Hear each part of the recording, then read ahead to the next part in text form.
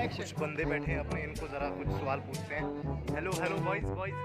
तो यार सुनो, एक क्वेश्चन मैं आपको पूछना चाहता हूँ। अगर कोई ग्रह जो पृथ्वी से टकरा जाएगा या कोई भी चीज़ टकराएगी तो क्या होगा?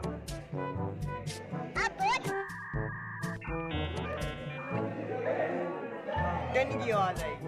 अच्छा। पूछो क्यों? डन की आवाज़ क्यों आएगी? मगर क्यों?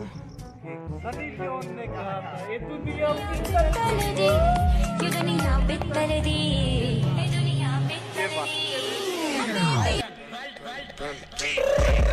I got broads in Atlanta. Done की आवाज। Credit cards in the scammers. Hitting the licks in the done की back. आवाज।